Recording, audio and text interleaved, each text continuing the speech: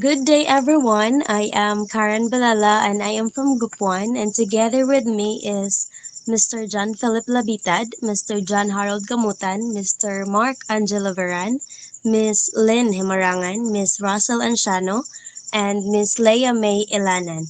And we are going to talk about one of the expressive macro skills, which is speaking. So, once again, I am Karen Balala and my part of the discussion is the nature and purpose of teaching speaking. But before that, can someone give me the definition of speaking since we already talked about it last meeting? Anyone? Yes, Miss Anshano. Good day, teacher. The definition of speaking is one of the five macro skills, and it is a basic means of communication that involves a speaker and a listener. Very good. Thank you, Russell. Let's give Russell a virtual clap, everyone. Okay, thank you. So, next slide, please. So, speaking or speech is the basic means of communication, especially when we think of the context where we speak our native language like Bisaya, right? And if we compare it to speaking in English, which is more difficult, which one do you think? Let me have Leia. If we, is it hard to speak in Bisaya or in English?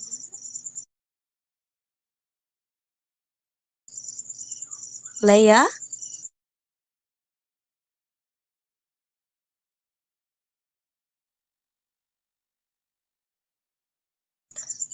Since Leia is having a connection problem, may I have John Philip? So yes, Karen, for me, it is hard to speak English versus Bisaya. Correct, right? Since, thank you, Philip, since Bisaya is our native language and English is just our second language, and some of the Filipinos even are not even speaking English or practicing speaking in English. So it is then true when Bailey and Savage stressed that speaking in a second language or foreign language has often been viewed as the most demanding and challenging of the four skills. So, it is also been supported by Brown, stressing that, according to Brown, a number of features of spoken language includes reduced forms such as contractions, vowel reduction and elision, slang and idioms, stress, rhythm, and intonation. So these are the things that makes speaking the second language or foreign language difficult compared to our native language. And also, students who are not exposed to reduced speech will always remain their full forms and it will become a disadvantage as a speaker of a second language. So speaking is an activity requiring the integration of many subsystems. So next slide please. So now we'll talk about the nature of speaking. So everyone, I want you to observe what's on the slide. Now, can someone tell the class what did you understand in the presented slide? Yes, may I call? Yes, John Philip.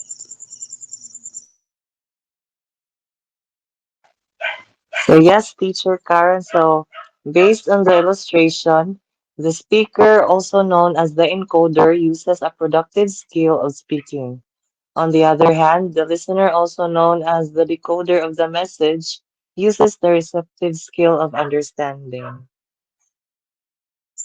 Very well said, Philip. So let's give Philip a virtual clap.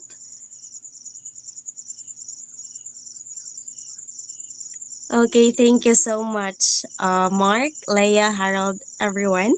Thank you.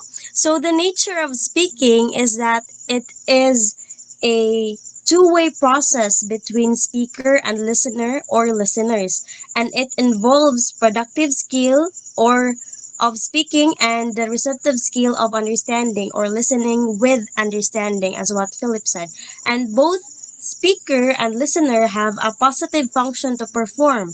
In simple terms, the speaker has to encode the message he wishes to convey in appropriate language, while the listener no less actively has to decode or interpret the message. So that's the way how speaking works. Okay, next slide, please.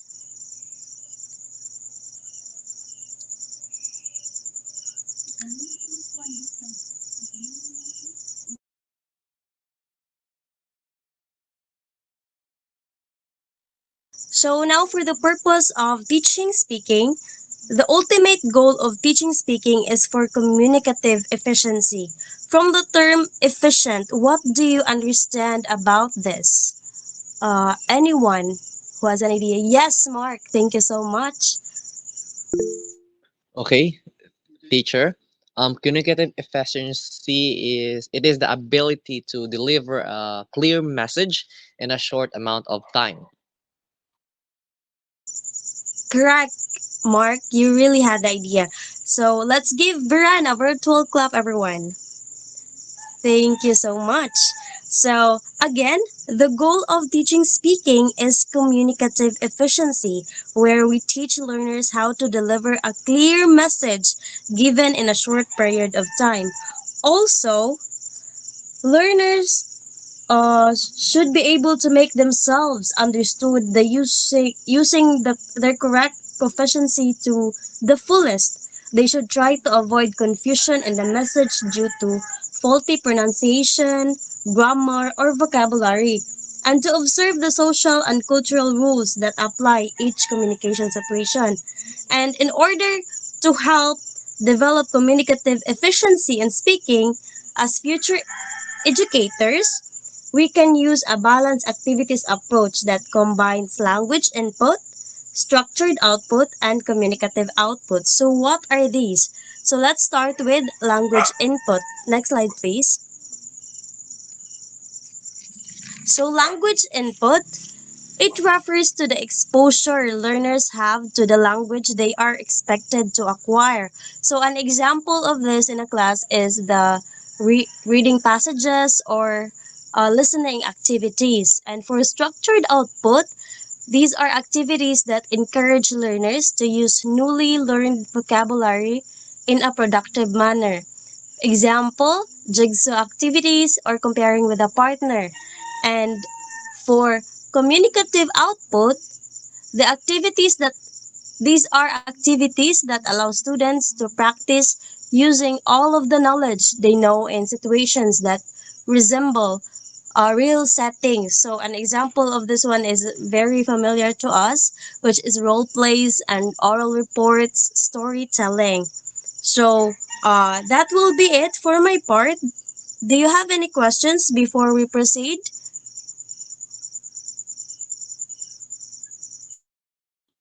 Non-teacher. Okay, if there's none, Teacher Harold, take it away. Thank you for that, Teacher Karen. Now, and once again, everyone, good day. In my portion, I will be discussing about speech styles and registers. But before I proceed our discussion, let us first know what is or what are speech styles and registers. Speech styles and register refers to the distinctive way of communicating. It consists of a particular pattern of linguistic, vocal, and nonverbal behaviors. Speech style primarily refers to the manner in which one communicates rather than the meaning of the communication itself. Speech styles focus on the formality of language, while register or registers deals with the specific use of language based on the context and purpose of communication.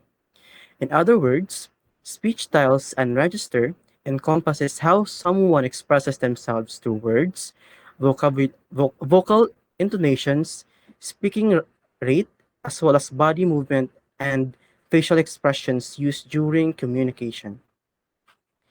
An individual's speech style can reflect on different factors. Some factors include cultural background, education, social status, emotion, and many other factors that we can think of. For example, someone speaking in a formal style may use more polite language and structured sentence pattern, while some speaking in an informal style may tend to use more relaxed and casual language. In the context of formality, for example, good morning, example lang ni ha, good morning, ladies and gentlemen. It is a great pleasure and honor to be here today. That is an example of um, formal speech style. Then, and in the context of informal or casual style is, hey there, nice to meet you. If you have noticed, in the second example, it tends to be more relaxed and informally talking to a person, while in the first example, it is more on being polite and being respectful. It is important to note that a person's speech style can influence how their message is received by others. Therefore, understanding and acknowledging differences in speech styles can help in building effective relationships and avoid confusions or tensions in communication. Now, there are seven different types of styles and registers, namely frozen, consultative, casual, intimate, aggressive, passive, and assertive. Now, for the frozen style or frozen register, frozen register of a language is extremely formal and inflexible, typically used in ceremonial or scripted situations where the words are fixed and not easily changed. For example, the language used in legal documents, religious ceremonies, or national anthems. In the content of legal documents, the language found in legal contracts, agreements, or official decrees is a classic example of a frozen style or register.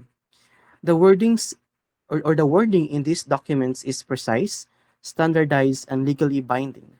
In the context of religious ceremonies, texts such as prayers, hymns, or rituals in religious ceremonies often follow a frozen style. The wording is traditional, reverential, and remains consistent over time. And lastly, in the context of national anthems, the lyrics of national anthems are another examples of frozen language. They are casually crafted to embody patri- patriotic sentiments and are sung with reverence on formal occasion. In formal style, language is formal, structured, and adheres to established conventions without much room for alterations or improvisations. Now, consultative style or consultative register. Individuals seek or provide information, often in a professional or advisory context. It involves interactive communication with a level of professionalism. Some examples include a doctor explaining the details of a medical treatment to a patient in a clear and empathic manner, addressing any questions or concerns the patient may have. And another example is a teacher guiding a student on how to complete a specific task, providing detailed explanations and being available to answer questions to facilitate learning. And for casual style or casual register, individual communicates in a relaxed and informed manner, often using slangs and colloquial, colloquial equi- expression. Some examples include texting with a close friend, use like using abbreviations, emojis, and informal language when texting a close friend to chat about everyday events or share personal stories. Another example is chatting with friends at a coffee shop. Engaging in casual conversation with friends at at a coffee shop using a relaxed language and sharing anecdotes or jokes in an informal setting. And another example is talking with family at a family gathering, using formal language, inside jokes, and informal expressions when catching up with formal members at a family gathering or dinner. And for intimate, individual communicates in a very personal or close manner, using informal language, inside jokes, and shared experience. Some examples are conversation between romantic partners, like sharing intimate thoughts, feelings, and experiences with a romantic partner in a way that is deeply personal and tailored to the relationships. And another example is interactions with best friends, using inside jokes, personal anecdotes, and informal language when talking to a best friend, reflecting the closeness and shared history of the friendship. Next is aggressive style or aggressive register. Individuals communicate in a forceful and confrontational manner, often using harsh language or and a hostile tone to assert dominance or intimidate others. Examples are during a heated argument, like engaging in a heated debate where individuals use aggressive language, raise their voices, and try to overpower the other people or person to prove their point. Another one is to verbal attack, where we launch a personal attack on someone by using aggressive language, insults, or threats to intimidate or belittle them in a conversation or conflict. Another one is bullying behavior, behaving aggressively towards others to assert power or control, using hostile language or actions to intimidate or harm others physically or emotionally. Next is passive style or passive register. Individuals tend to avoid conflicts and appear submissive, often coming across as indecisive or unassertive. Some examples are agreeing without expressing opinions, like always saying yes to other suggestions or requests without offering personal opinions or preferences, even when they may differ. Another one is being easily influenced, allowing others to make decisions on their behalf without asserting their own preferences or standing up to what they believe in. And next is avoiding confrontation, stepping back from conflicts or disagreements to maintain peace, even if it means not standing up for oneself or addressing important issues. And lastly, the assertive style or assertive register. Individual confidently expresses their thoughts and feelings while respecting others. It involves being direct and clear without being aggressive. Some examples are setting boundaries, like clearly communicating personal boundaries to others in a respectful manner, such as saying, "I'm not comfortable with that," when someone crosses a line. Another one is giving feedback, providing constructive feedback in a forward and respectful way, focusing on behaviors or actions rather than attacking the person. And another example is expressing opinions in a meeting, sharing one's viewpoint confidently and respectfully during a group a group discussion, ensuring that their voice is heard without domi- dominating the conversation. Now, before I give the virtual floor to Teacher Russell, let me ask a student a question. Can I have Mr. Philip? Okay, Philip, this is Yes, the teacher question again. Harold. Okay. Do individuals demonstrate higher order thinking skills when they consider speech styles and registers by analyzing and adapting their communication based on factors like audience, purpose, or context?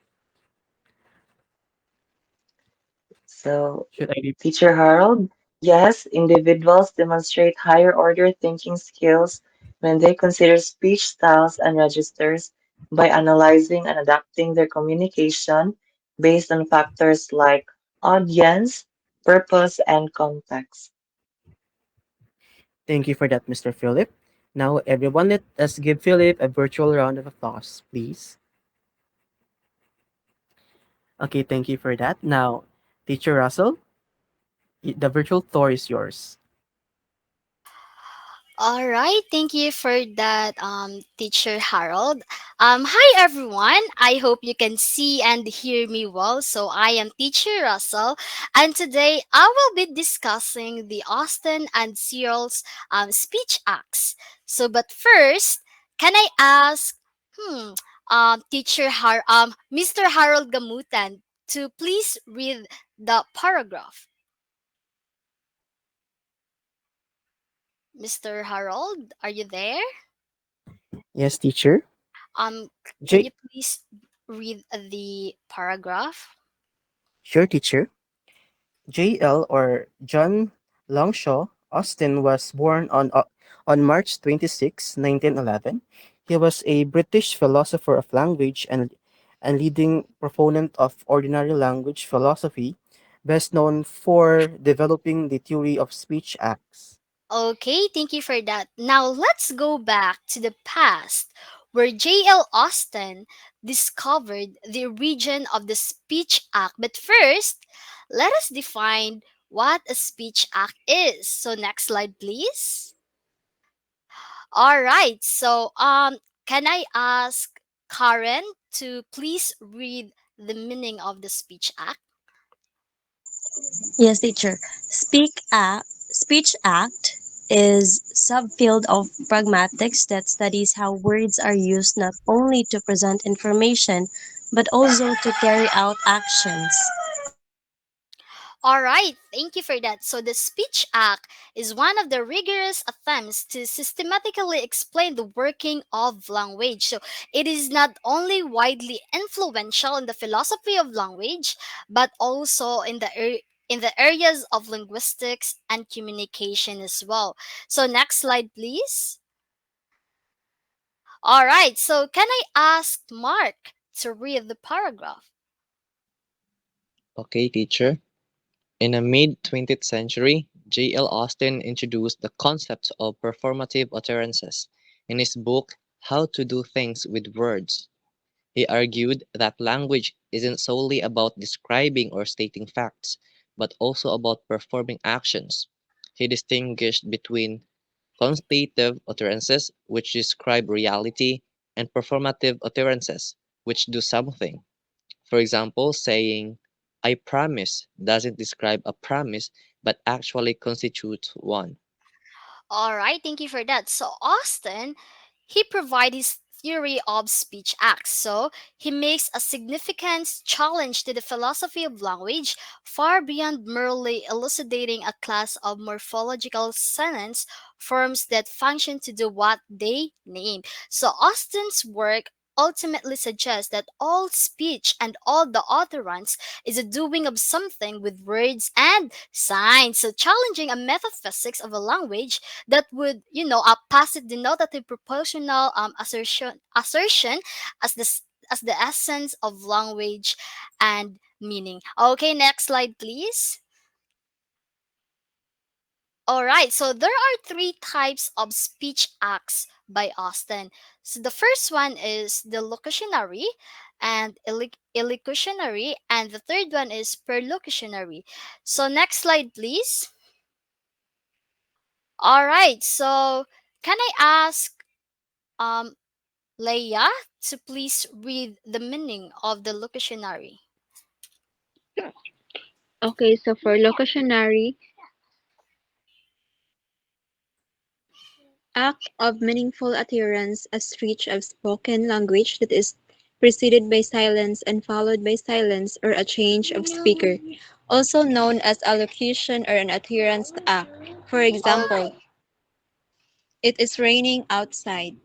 Okay, thank you for that. So, locutionary, so when we produce an utterance, it is called locutionary. So, for example, it is raining outside. So, it is the literal meaning of utterance. So, if we have difficulty forming the sounds and the words to create meaningful utterance, then we may fail to produce a locutionary act.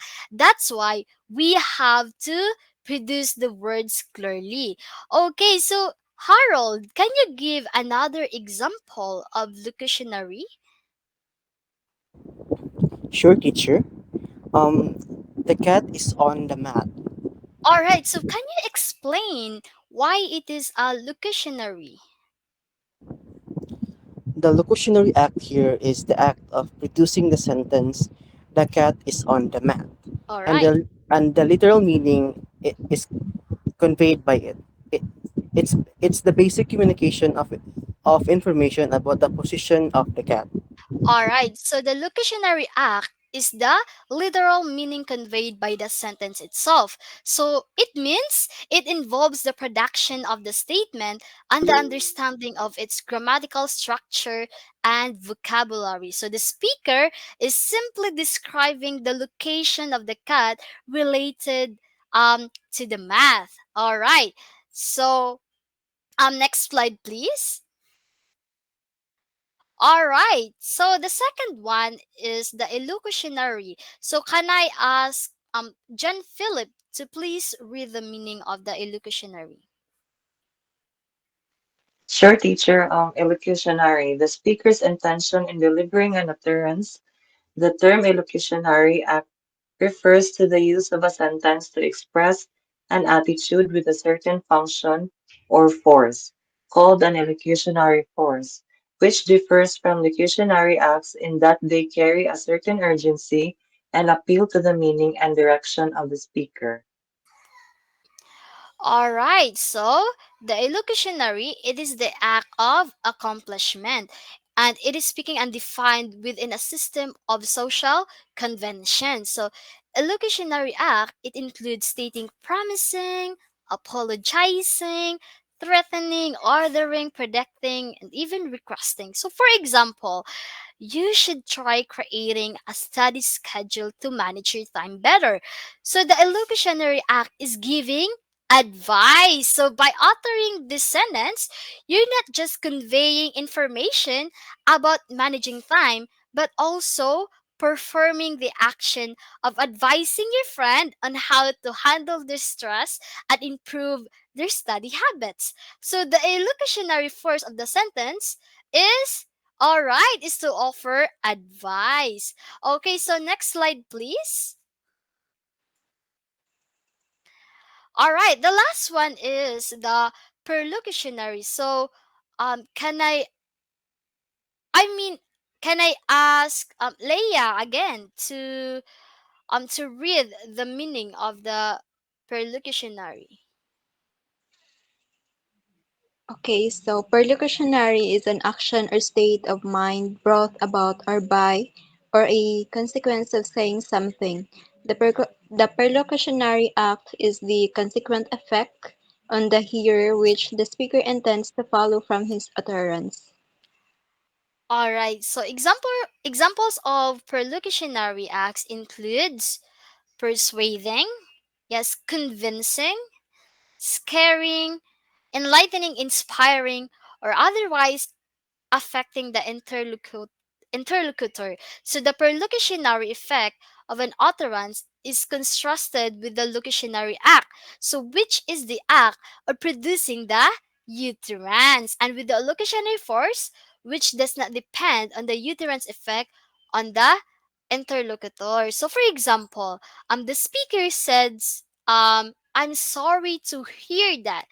So what is the perlocutionary effect here?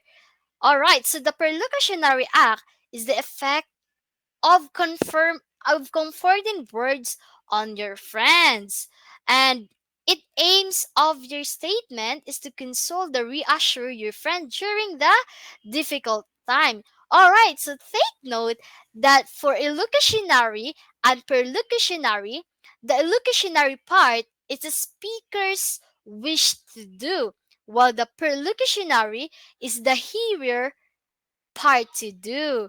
All right, so next slide, please.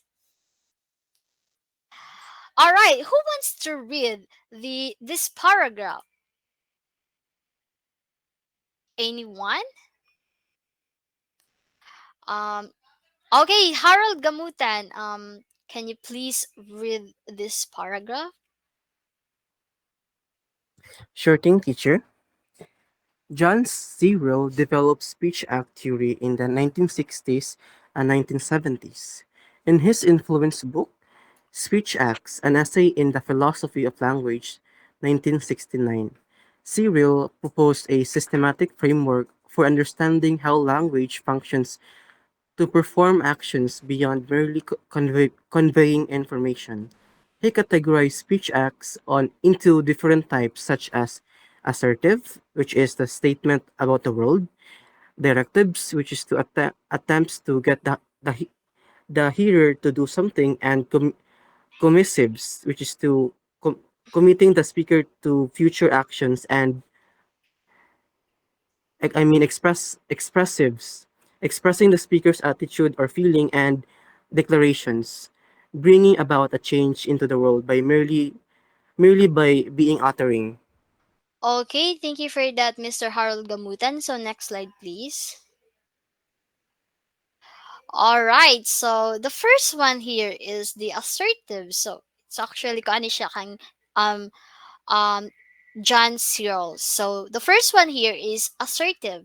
So assertive, an assertive utterance is one where the speaker expresses a belief or opinion confidently without unnecessary inviting agreement or disagreement. So, for example, saying the sky is blue.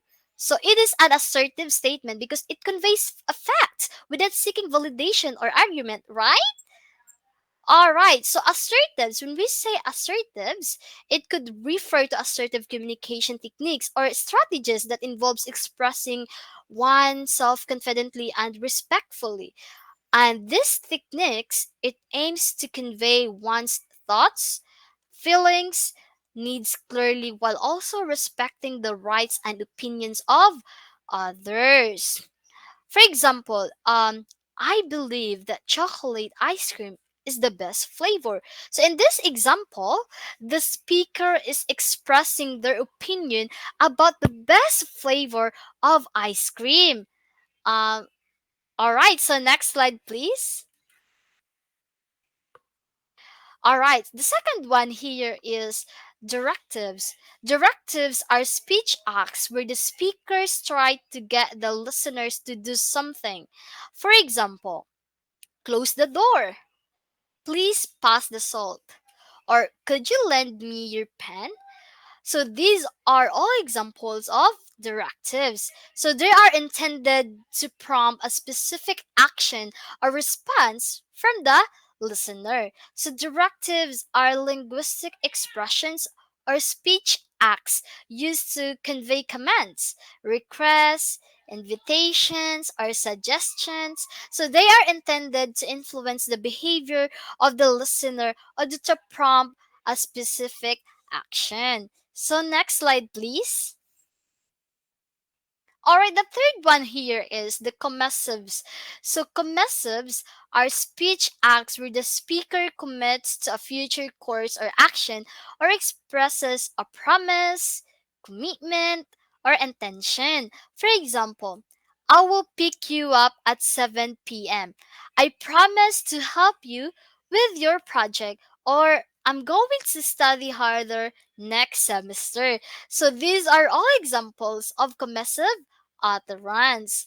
So the commissive speech acts involves the speaker making a commitment to or promise to perform a all right, a future action. So this statement expresses the speaker's intentions to carry out a specific task, fulfill an obligation, or adhere to a certain course or action. So when we say commissive utterance, it often involves a degree of commitment or assurance to the listener. So it indicates the speaker's intends to follow through with a stated promise or commitment.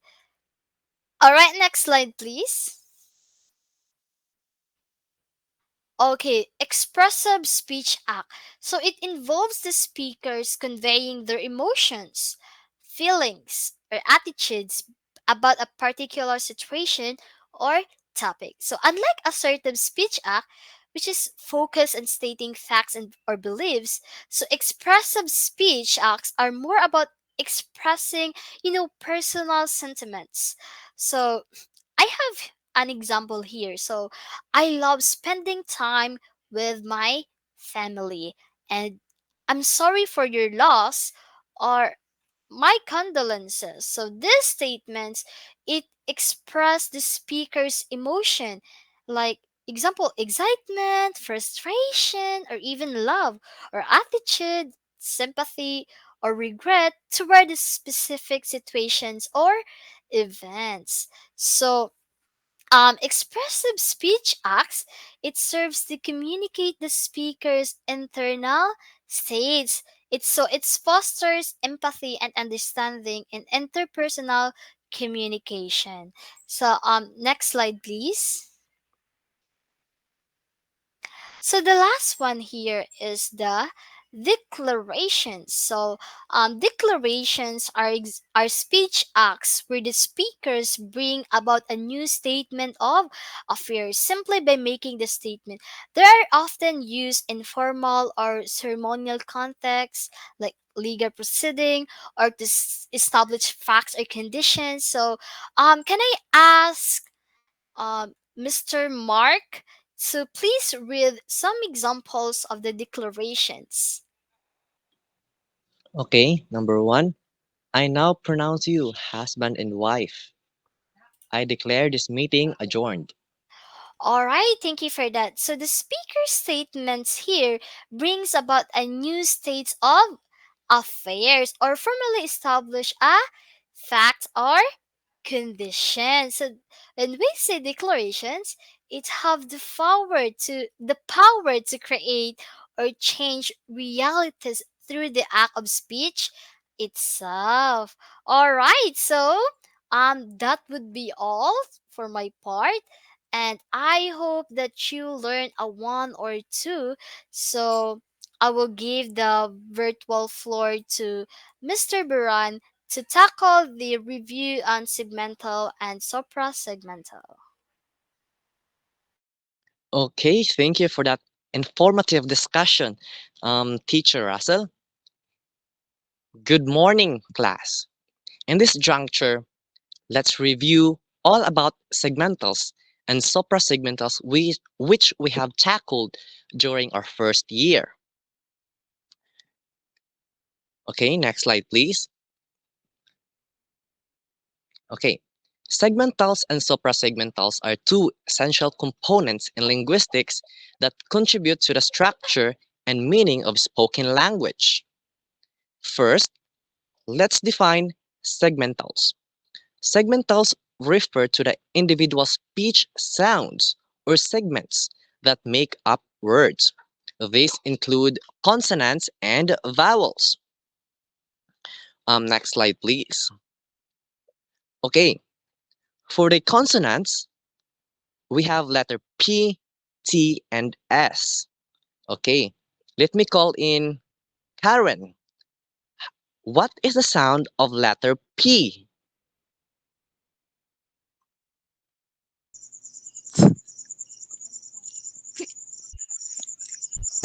All right. Pat.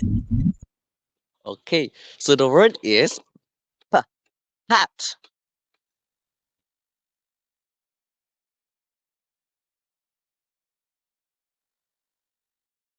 Okay, Philip, what is the sound of letter T? S, s, All right, very good, Philip. And the word is pop. Pop. Okay. Lastly, we have letter S. Harold, what is the sound of letter S? S. S like the snake. And the word is sit. Sit. Okay. Next, we're now down with the consonants and let's proceed to the vowels. We have the E, A, and O. Okay? E, A, and O. Example words like bit, bat, and boat. All right. So segmentals are crucial for word formation and pronunciation, and the changes in segmentals can lead to differences in meaning. Do you agree, class? Yes, Please. teacher. Okay. yes, Sure. If, teacher. for that. Yes, teacher. Okay, so next slide, please. Now we have suprasegmentals. Suprasegmentals, on the other hand, are features that extend beyond individual segments and influence larger units of speech. These features include stress, intonation, and rhythm. Suprasegmentals contribute to the prosody of speech and convey information about the speaker's attitude, emphasis, or emotion. So let's proceed to the first example of suprasegmentals. We have, next slide please, we have stress. Okay, stress, for example, the word record, record and record. So these two words have different meaning. So the first word, record, the stress is in the first syllable, which means a set of documents or any records that contains information. And the second word is record. So the stress is in the second syllable, which which implies an action. So record is a verb. Okay, next slide, please. So next example of suprasegmentals is intonation. Rising intonation at the end of a sentence can signal a question. And we have an example here. You're coming today. And you're coming today. So in this example, we can see the difference between an interrogative sentence and declarative sentence. Now, Lin Himarangan, what do you think or is the interrogative sentence in the example? Lin, Yes, teacher. what do you think is the interrogative sentence in the example?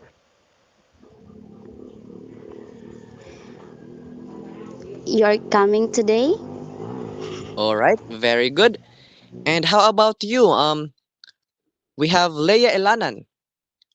Where is the declarative sentence in the given example?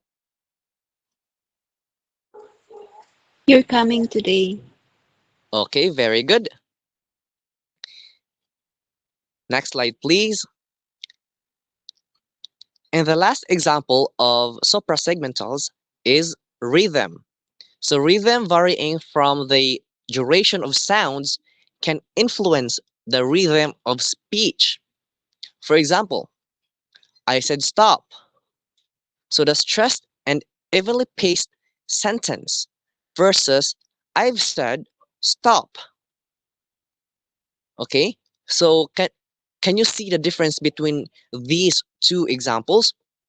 So the rhythm can also influence the speaking skills of the person in order to apply a comprehensive way of speaking or conveying the message. And to conclude this discussion, segmentals and suprasegmentals play a crucial role in conveying nuances of meaning, expressing emotions, and guiding the overall prosody of spoken language. Class, do you have any question? None so far, teacher. Answer. Okay, thank you for that, class. And teacher Lynn, take it away.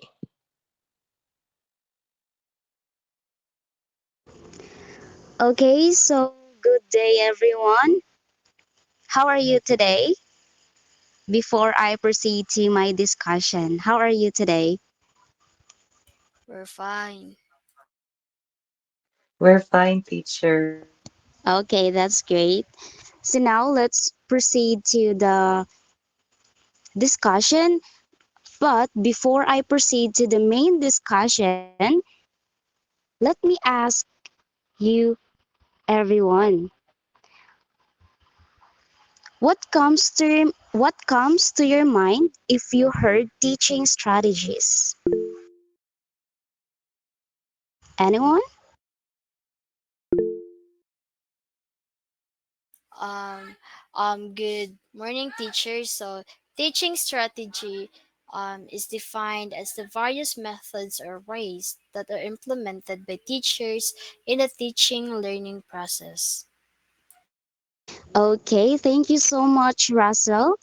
Yes, that's correct. Teaching strategy is defined as the various methods or ways that are implemented by teachers in the teaching learning process. Teaching strategies, also known as instructional strategies, are methods that teachers use to deliver course material in ways that keep students engaged and practicing different skill sets. Okay, in order to be effective in teaching speaking skill, the teachers may use numerous strategies to choose from. The strategies used in teaching speaking that are proposed by several experts are the activities such as role play, drilling, language games, pictures describing, and storytelling. Now, can you please next slide? Okay, so let's tackle first what is role play. Role play Role plays are activities where students are asked to pretend to be in a setting of social context and various social rules. This is according to Harmer 2001 and Thornberry 2002. Role plays involve students playing roles that they do not play in real life. The social role in various areas was selected based on students' needs. That kind of learning brought students social experience and how to do the role in specific context of communication. Role play is virtually one of ways we can give our learners the opportunity to practice improving a range of real life spoken language in the classroom. Role play class can be grouped into two forms, a very structured, less structured role play. This is according to Larson Freeman 2000. Please, next slide, please.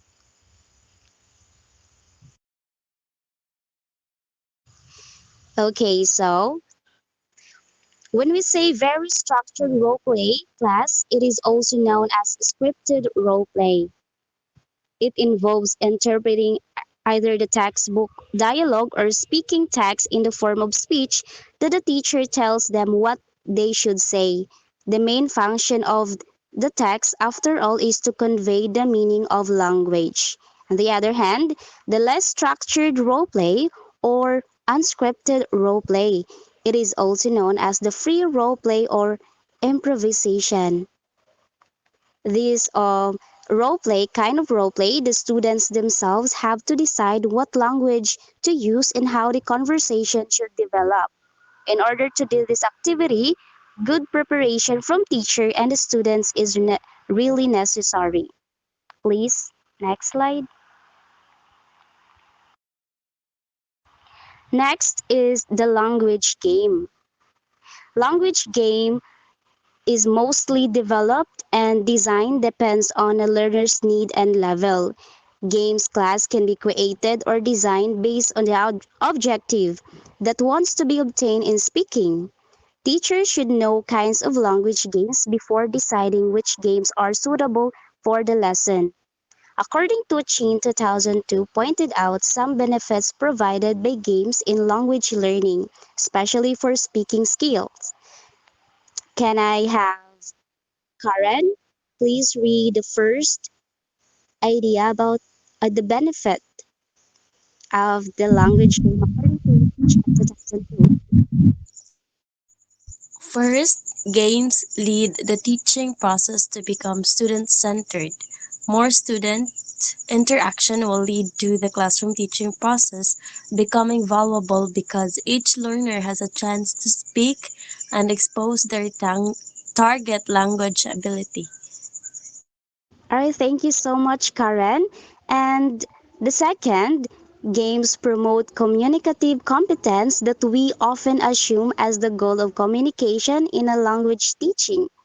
Third, can I have John Harold? Can you please read the third benefit?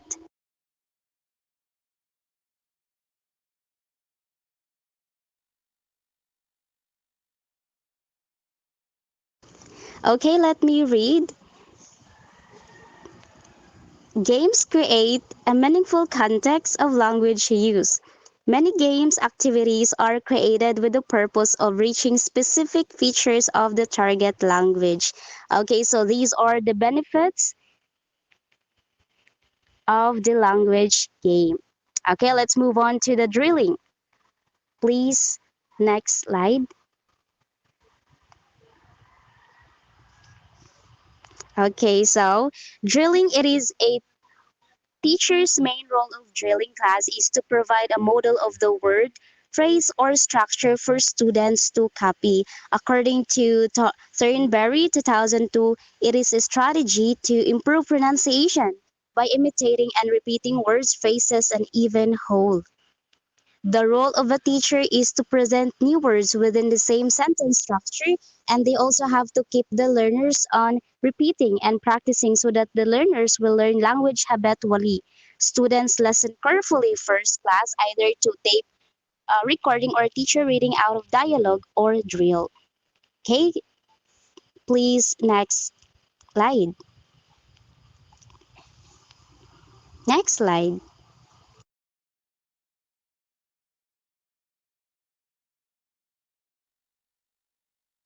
Okay, number four, a picture describing. Can I have Ilanan to read what is picture describing? Okay, so pictures describing is considered as an easy way to teach speaking skill to students who are at their beginner level of learning English. Okay, thank you so much, Leia. That's correct. By looking at the picture class, the students are exposed or expected to be easily remembering the pictures that were shown to them. At this time, the students' brain development is at their best by describing the picture. Okay, so it means that a picture describing strategy makes students remember and understand the new vocabulary more easily.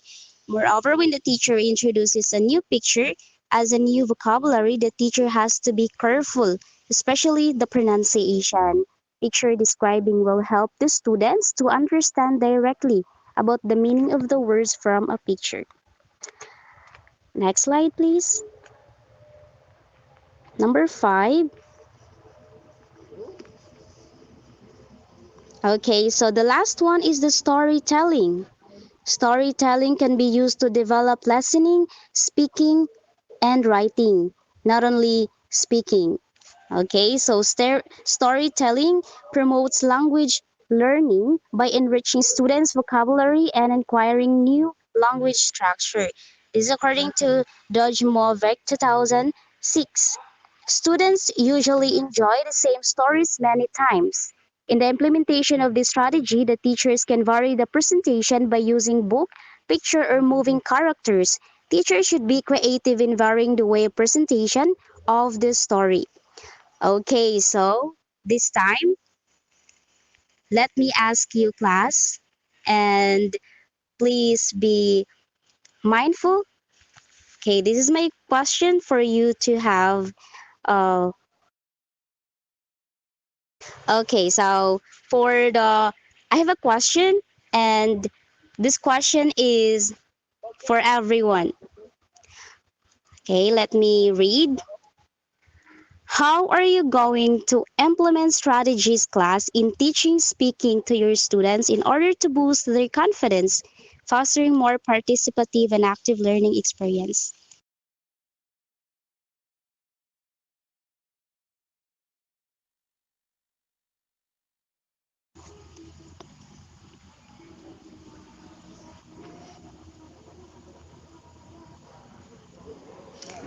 Everyone?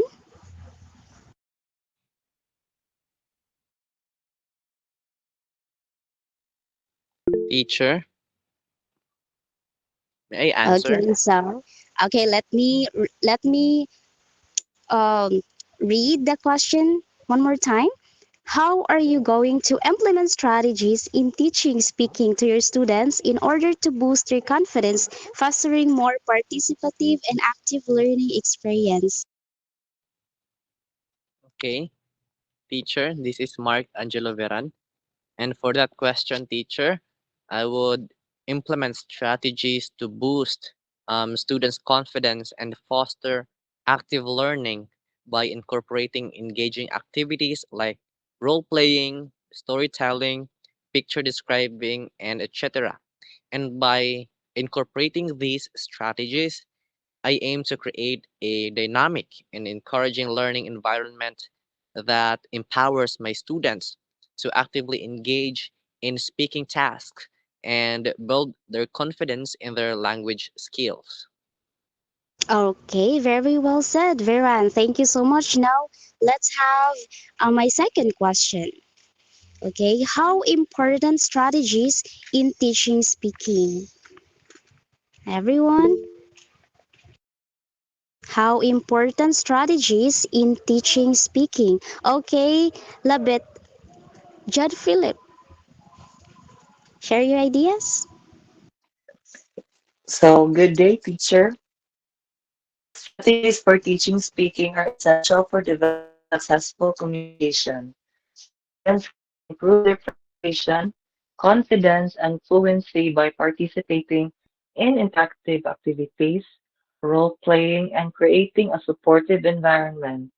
Their capacity to communicate ideas orally is further improved by incorporating actual world situations and feedback. Okay, thank you so much, Judd Philip, for your very informative idea. Okay, so let's move on to my next question. For you, class, what is the most effective strategy among strategies mentioned in teaching speaking? Again, for you, what is the most effective strategies among strategies mentioned in teaching speaking? Yes, Gamutan? Good morning, teacher. The importance of teaching strategy can vary based on individual preferences and learning styles. However, incorporating role plays and storytelling tends to be particularly effective. Role play offers practical scenarios for real life communications, while storytelling enhances creativity and language use, making the learning experience more engaging and memorable. All right, thank you so much, Gamutan, for your opinion about the most effective strategy. Okay, so everyone, thank you so much for your participation. Now, let me summarize all the discussion that we had today. Teacher strategy is a series that is planned and organized by the teachers and applied in the activities that includes the use of methods and utilization of various resources or strength in a study. The strategy is designed to achieve a certain learning goal in order to learn the skill in English. Classes, the strategies are useful in the class activity and also in and out of class situation. Teaching strategies are very essential since they determine the success of a teaching process. A teacher's strategy should be interesting and can take students' attention. Teacher strategies in speaking skill are very important to overcome student difficulties in speaking. According to Brown Yole 2000, the aim of teaching strategies is to provide students with the ability in expressing the target language to cope with basic interactive skills. Okay, so that would be all for today. Let me have Leia for the next. Uh, Take it away. Thank you, everyone. So, good day, everyone. So, I am going to discuss the different techniques for teaching speaking skills. And before that, can you please, next slide, please,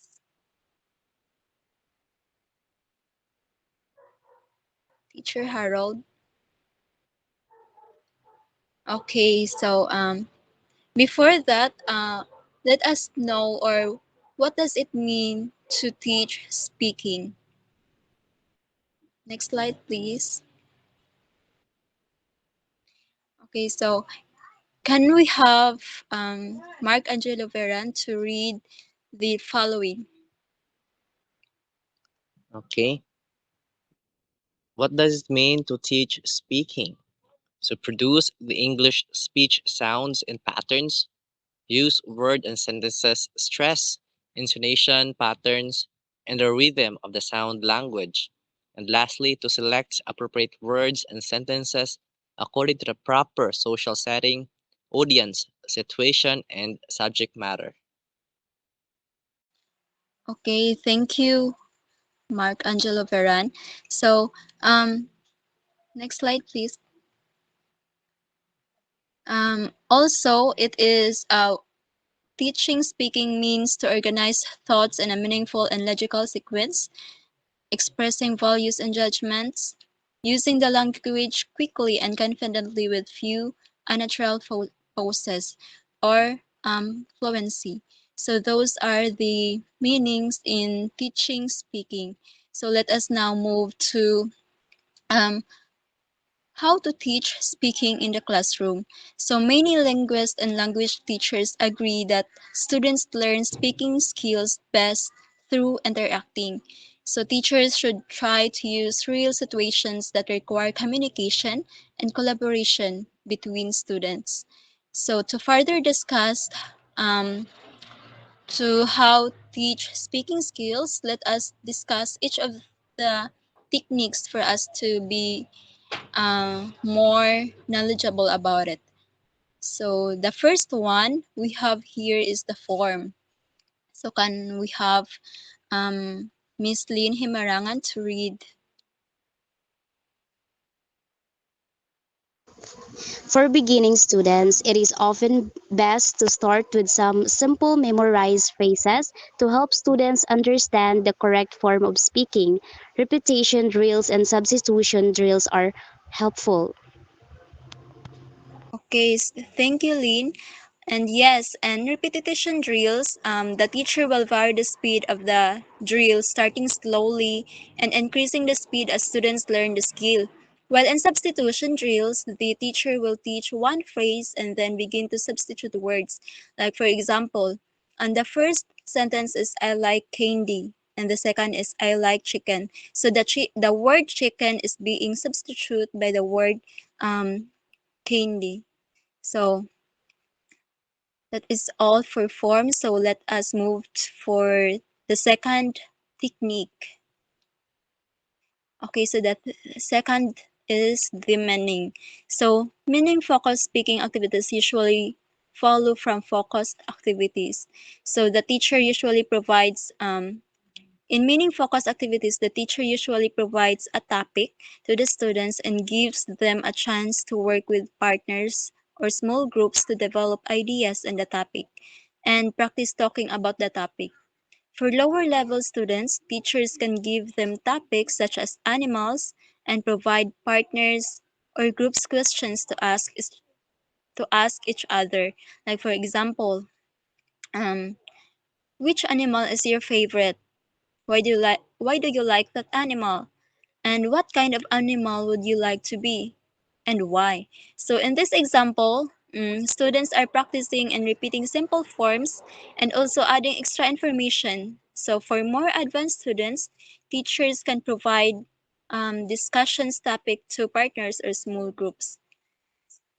So let's move on to the last, which is the fluency. Mr. John Harold, can you please read the meaning of fluency?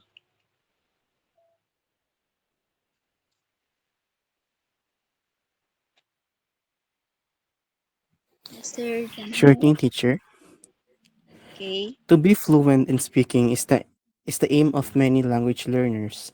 Science of fluency includes a reasonably fast speed of speaking and only a small number of pauses. To achieve fluency, we can use the 4-3-2 technique. When teaching, When teaching speaking skills, focus on the following. Okay, um, in please go balik sa slide, Harold. Okay, these signs indicate that the speaker does not have to spend a lot of time searching for the language items needed to express the message. So again, to achieve fluency, we can use the 4-3-2 technique. So what is this 4-3-2 technique? So um, this tec- this technique is useful for developing fluency and includes the features that are needed in fluency development activities. So first, the learners choose a topic or are given a topic with which they are very familiar. So the first time that learners use this technique, it may best if the topic involves recounting or retelling story. That is something that happened to them. This is because that chronological order of the events will make it easier to recall and repeat because the time sequence provide a clear structure for the talk and the learners work in pairs. So here it is. Learner A tells a story to learner B and has a time limit for 4 minutes to do this. So learner B just listens and does not interrupt or question learner A. When the 4 minutes are up, the teacher says change partners, and that is the time when learner A moves to a new learner B. So the teacher says begin, and learner A tells exactly the same story to the new partner, but this time uh, he or she has only 3 minutes to tell it. When the 3 minutes are up, the teacher says, stop, change partners. With a new partner, learner A now has 2 minutes to tell the story. So during the three deliveries of the same story, the B learners do not talk and each listens to three different people. When A learners have been given their talk 3 times, the B learners can now go through the same sequence. And this time, as speakers. So, research on this activity shows that the learner's speed of speaking increase during the talks. The hesitations they make decrease, and surprisingly, their grammatical errors in the repeated parts of the talk decrease. And they tend to use several more complex grammatical constructions in the last of the three talks than they did in the first talk. So there is a improvement in the process. So that is for the 4-3-2 technique. So to in addition, when teaching speaking skills, we must focus on the following. So for low beginning, can you please next slide, Harold? So for low beginning, we must be focused in simple information exchange, expressing thoughts and asking questions. So that is for low beginning. And for high beginning is next slide, please.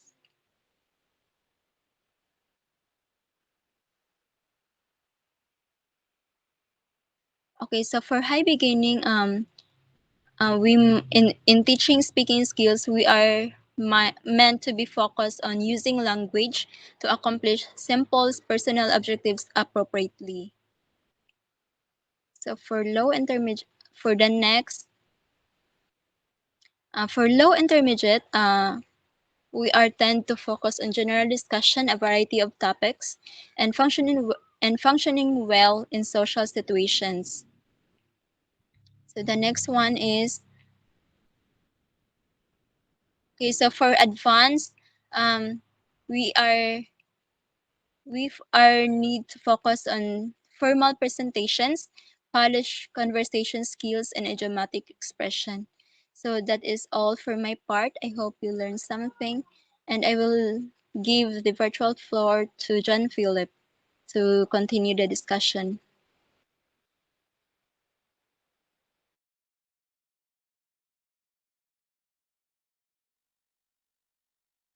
So Thank you, Teacher Leah. So, students, I hope you're still there. So, we are at the last part of the discussion, which is assessing teaching speaking. But before that, let me ask a question first. So, what is assessment? So, anyone can answer? Yes, Karen? Assessment is the evaluation or estimation of the nature, quality, or ability of something or someone.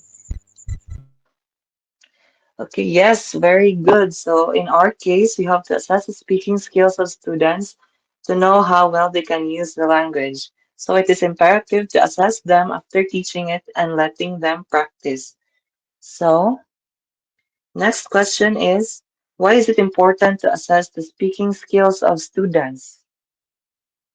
So may I have Miss Leah?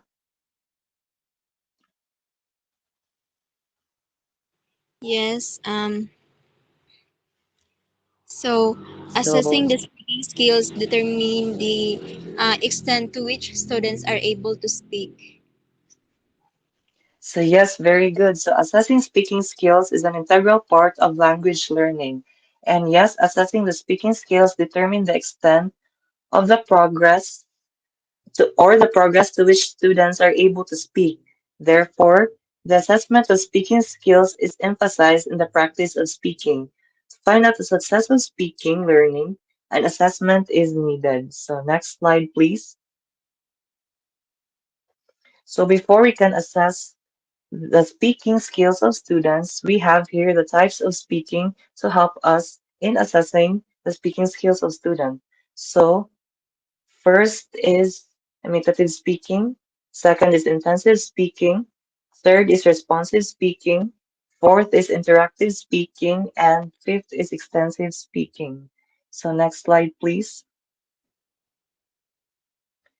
So, imitative speaking is the ability to parrot back or imitate a word or phrase or possibly a sentence. So, evaluation of learners' pronunciation or phonetic level is important here. Next slide, please. So, intensive speaking, so it is one step beyond imitative speaking to include any speaking performance that is designed to practice some phonological or grammatical aspect of language. So, the speaker must be aware of semantic properties in order to be able to respond, but interaction with an interlocutor is minimal at best. So, next slide, please. So, we have responsive speaking. Short replies to teacher or student initiated questions or comments is a good deal of student speech in the classroom is responsive. Replies do not extend into dialogues. Such speech can be meaningful and authentic.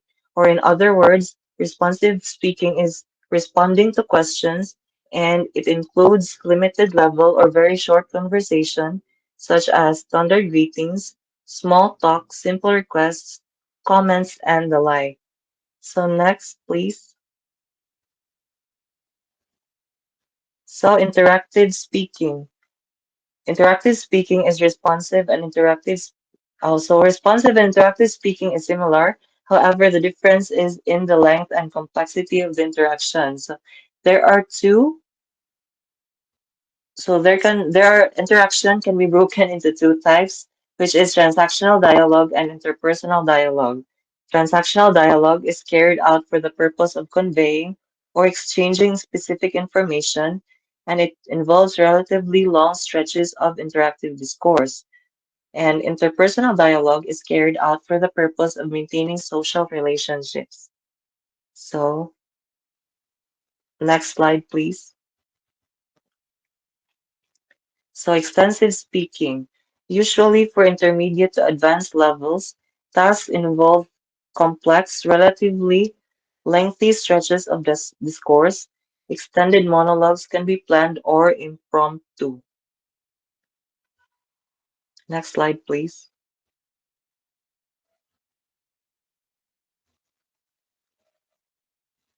So we have here the tasks in assessing teaching speaking. Next slide, please. So in imitative speaking, example tasks that could be used in assessing the student's speaking skills are word repetition and pronunciation drills, and test takers or students simply repeat the stimulus from the teacher to assess their pronunciation, stress, and intonation. So in intensive speaking, we have here directed response. So directed this response, the test administrator elicits or gets the test takers to produce a particular grammatical form or a transformation of a sentence. Such tasks are clearly mechanical and not communicative, but they do require minimal processing of meaning in order to produce the correct grammatical output. So the example for this is when the administrator tells the test takers to tell me he went home. So in this example, the test takers repeat or produce a response which is he went home. And another example, tell me that you like rock music. So the students or the test takers will respond, I like rock music. So next example is tell me that you aren't interested in tennis. So the students or the test takers will say, I'm not interested in tennis. So that is directed response. So next is read aloud. So intensive reading aloud tasks, including reading beyond the sentence level up to a paragraph or two.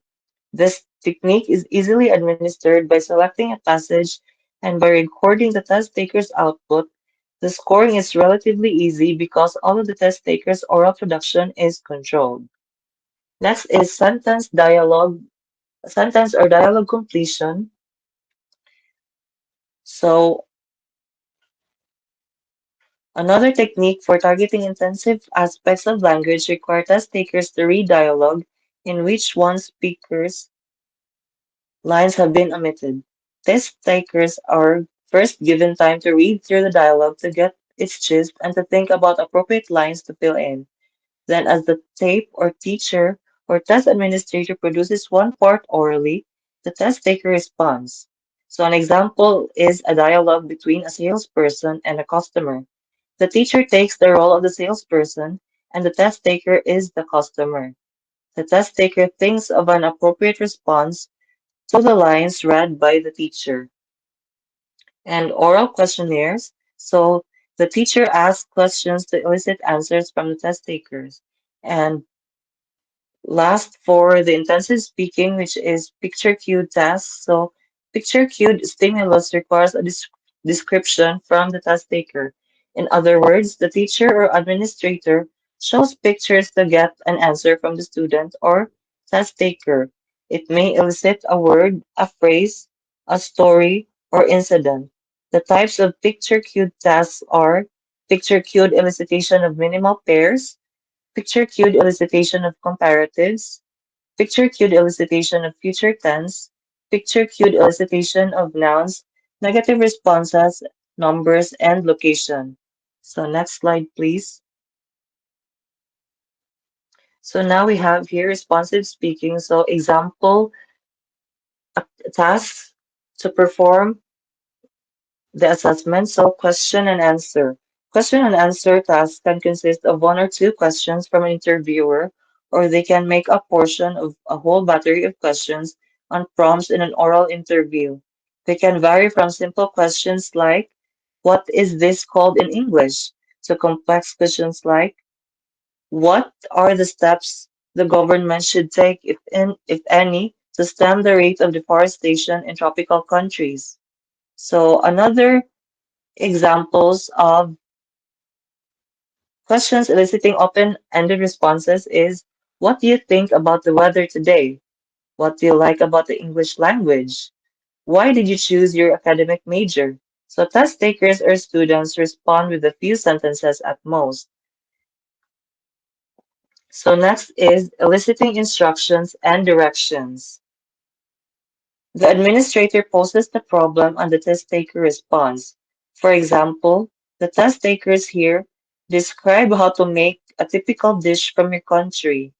How do you access email on a PC computer? How do you program telephone numbers into a cell phone? So, in this type of assessment, test takers respond with appropriate instructions or directions. So, next for the responsive speaking is paraphrasing a story or a dialogue. So, in this type of assessment, the test takers read or hear a limited number of sentences and produce a paraphrase of the sentence. So, next is the interactive speaking. So, the example tasks for assessing the speaking skills of students are interviews, role play, discussions, games, conversations, information gap activity, telling longer stories, and extended explanations. So, next slide, please.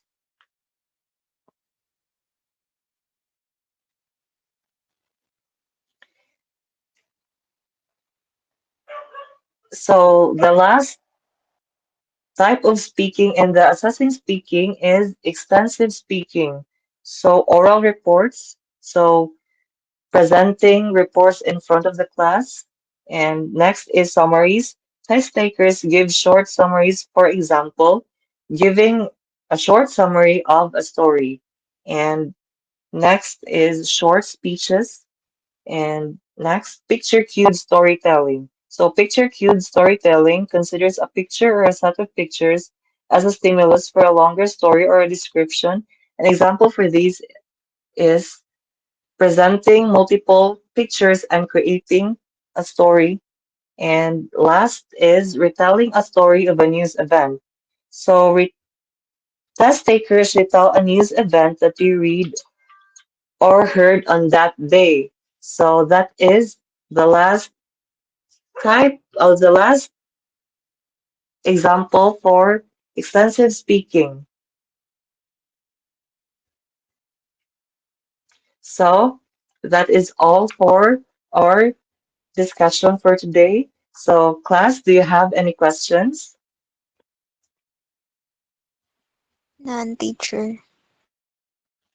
So if there is none, so I hope you learned a thing or two about our discussion for today, and I hope that you are you get the gist of the discussion and see you next meeting.